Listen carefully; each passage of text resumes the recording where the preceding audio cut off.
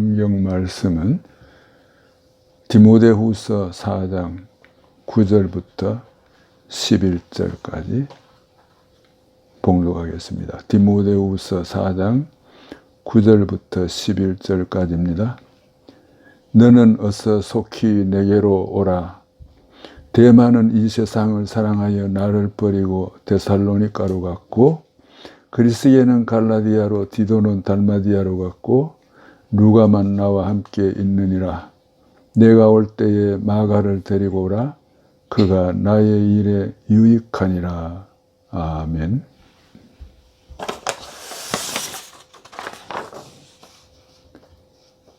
성경 가운데 마가란 인물을 생각한다는 것은 대단히 감동적인 사건, 또 인물입니다.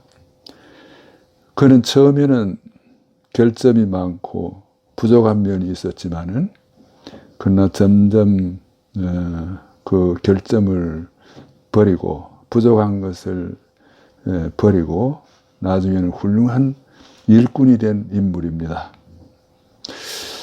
우리 모든 신자들은 마가처럼 처음에는 부족하고 또 허물이 있을지라도 또 마가와 같이 우리는 훌륭한 일꾼이 될 수 있다는 이런 교훈을 우리에게 줍니다. 그는 본래 구브로라는 섬에서 출생했고, 성경에 나오는 위대한 사도 바나바의 조카이기도 합니다.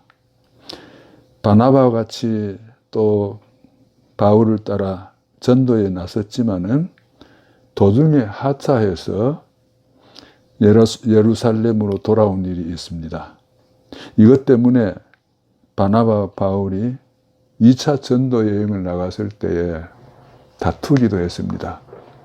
이렇게 도중에 하차한 인물을 쓰는 사람은 신용성이 없다. 바울은 반대했고, 그러나 바나바는 이 마가를 데리고 가려고 했고, 그래서 어떤 면에서 보면은 두 사도를 다투기까지 일으켰던 트러블 메이커이기도 합니다, 이 마가가. 그리고 또 우리는 예수님 당시에 예수님이 십자가에 달리시던 날 배 혼립을 입고 그것을 구경한 인물이 있습니다. 성경에 보면은 이 배 혼립을 입고 예수님의 십자가 그 광경을 구경하다가 군중들에게 붙들렸어요. 그래서 배 혼립을 벗어 던지고 도망간 청년이 바로 마가입니다. 어떤 의미에서는 좀 말하기가 표현이 조금 미안합니다만, 성경에서 스트립 쇼를 한 인물이 바로 이 마가입니다. 대단히 웃기는 우스꽝스러운 청년입니다. 그런데 오늘 본문에 보면은 11절에 보면은 내가 올 때에 마가를 데리고 오라. 그가 나의 일에 유익하니라. 유익한 일꾼으로 변화되었어요. 그래서 오늘 우리는 이 마가의 이 변화 과정에 대해서 생각하면서 교훈을 받고자 합니다. 먼저 우리는 그의 이름에 대해서 생각할 수가 있는데, 그의 이름은 유대식으로 말하면 요한이고 로마식으로 말하면 마가입니다.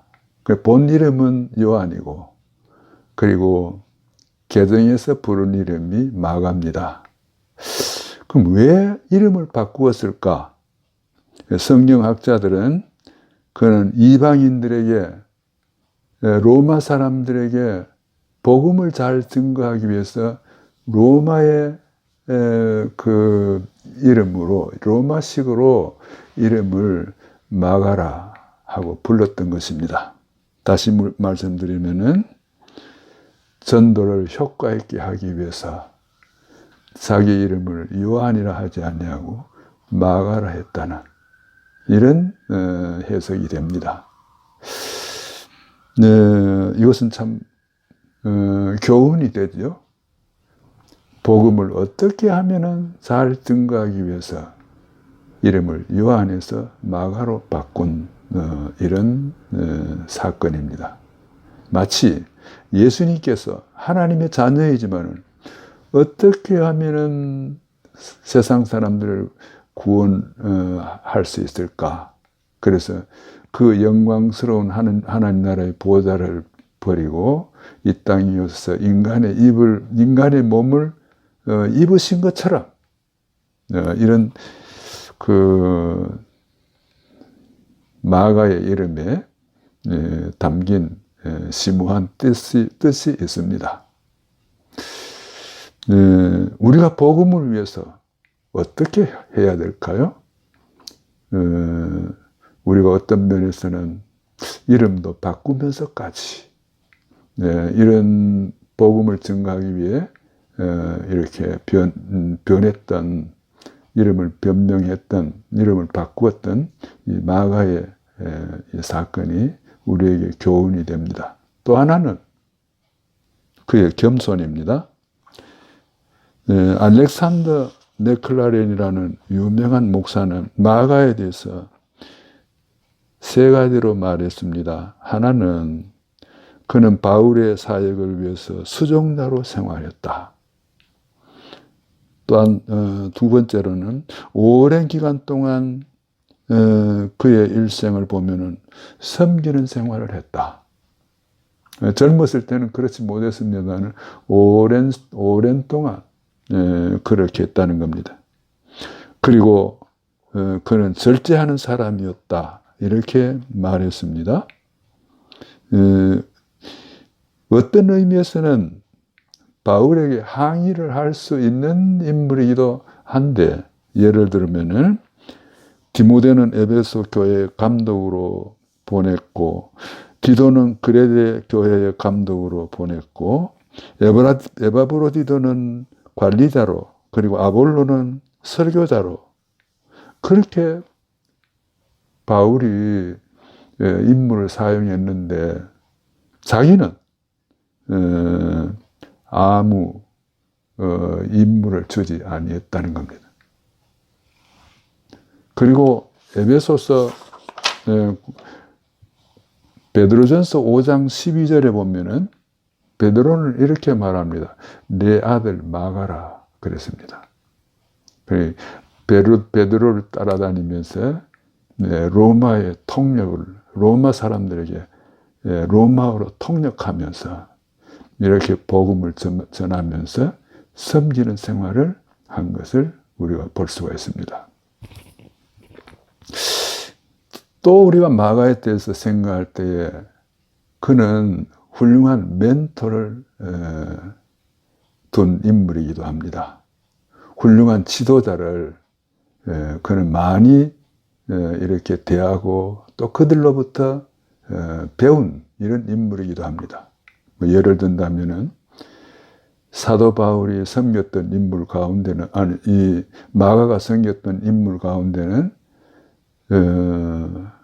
바나바가 있었고 유명한 바나바가 있었고 또 유명한 사도 바울이 있었고 그리고 유명한 베드로가 있었습니다.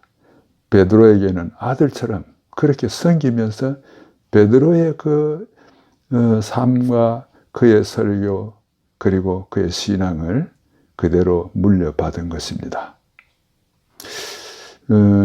저도 하나님 앞에 감사한 것은 신앙생활에 훌륭한 멘토를 두었다 하는 이런 점에서 하나님 앞에 감사를 합니다. 제가 신학교 때에 박이천 교수님 설교학 교수를 만났습니다. 이분은 설교학 시간에 이런 말을 했어요. 여러분 하루에 4시간씩 성경을 읽지 않고는 유능한 설교자가 되려고는 꿈도 꾸지 마세요. 그래요. 저는 그 말에 굉장한 도전을 받았습니다. 하루에 4시간씩 성경을 읽는다고? 저는 한동안 그걸 도전만 받고 시도는 못 했는데, 어느 날 한번 시도를 해봤어요. 그리고 한 30여 년간 계속 하루에 40장씩 성경을 읽습니다. 그분의 아주 도전적인 강의의 덕분이라고 생각합니다. 또 한 사람은 대구 서연교회 목사입니다. 대구 서연교회 목사인데, 이 목사님은 저에게 최고의 영성, 최고의 지성 혹은 겸손, 이런 것을 가르쳐준 분입니다. 또 한 분은 우리가 역사적으로 유명합니다만, 영국의 여왕인 빅토리아 여왕입니다. 빅토리아 여왕. 그 빅토리아 여왕을 생각하면은 그는 성경만 알면서도 위대한 인물이 됐어요. 그는 여왕이면서도 사회, 경제, 문화, 정치 이런 면에서 생각은 안 하고 성경만을 연구하는 여왕이었어요. 그런데 놀라지 마세요. 성경만을 연구했는데 그는 세계적인 위대한 정치를 시행했던 것입니다. 그래서 영국에 해가 지지 않는 나라를 만든 인물이기도 합니다. 어떤 날 어떤 기자가 물었어요. 영국을 이와 같이 위대한 나라로 세운 비결이 무엇입니까?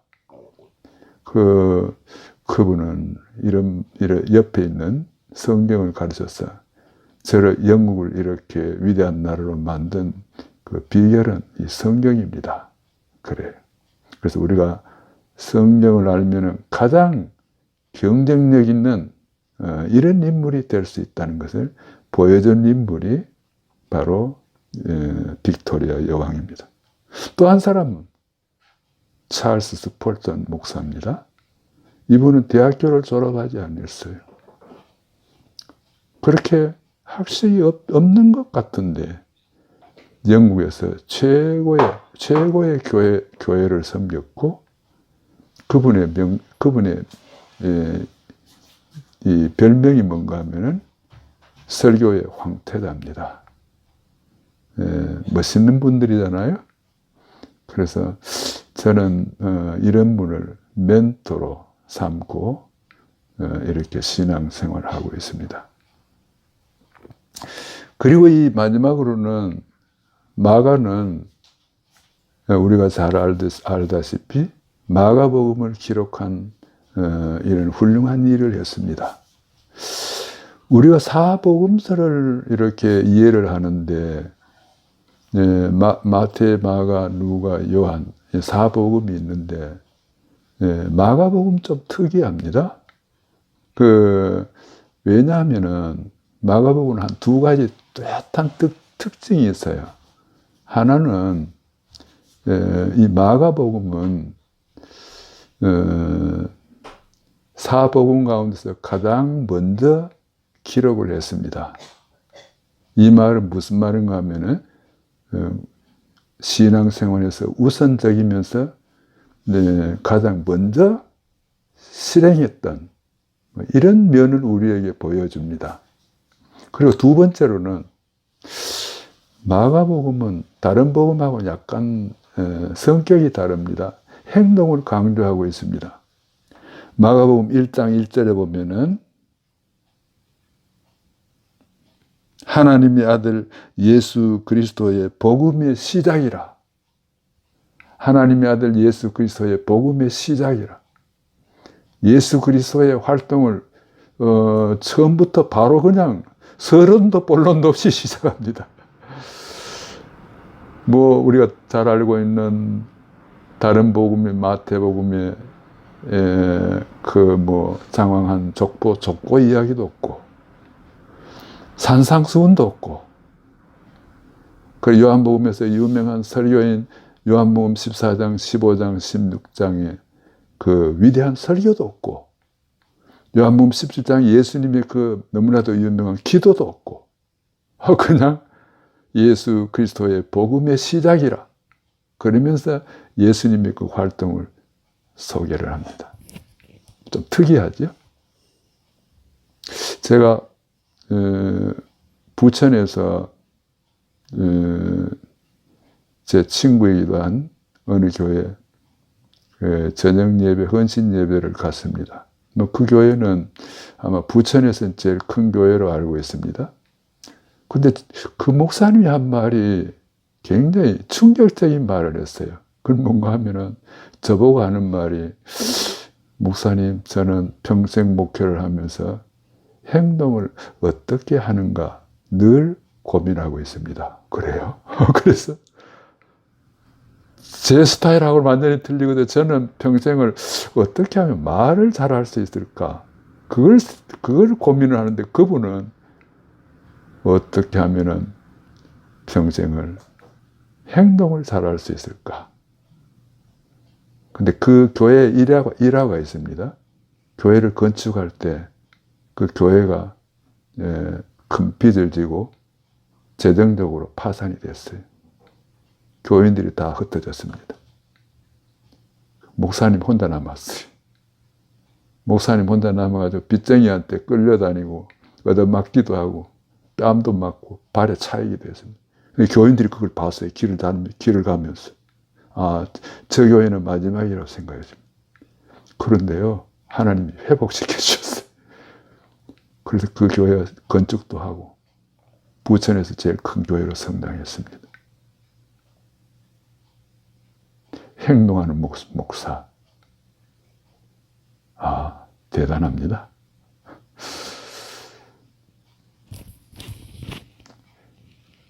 그런 의미에서 마가복음도 행동하는 면에서 강조했고, 근데 이 마가의 그 삶을 보면은 정말 행동하는 모습을 보여주고 있습니다. 그는 지중해 알렉산드라는 도시에 가서 교회를 개척했어요. 알렉산드리아 교회를 개척했고, 그 알렉산드리아에서 마가복음을 기록했고, 그리고 마지막에 알렉산드리아에서 순교했습니다. 행동의 최고봉을 걸어갔던 인물입니다. 우리는 여러 가지 연약한 점도 있고 부족한 점도 있습니다. 어떤 면에서는 트러블 메이커도 되고, 어떤 면에서는 우스꽝스럽게 하는 이런 삶이 있을지라도, 우리가 마가와 같이 정말 다른 사람을, 하나님을 잘 섬기고, 그리고 훌륭한 멘토를 두고 또 행동하면서 주님을 따른다면은 우리는 하나님 앞에서 위대한 마가와 같은 일꾼이 될 수 있다 하는 이런 소망을 가지게 됩니다. 기도하겠습니다.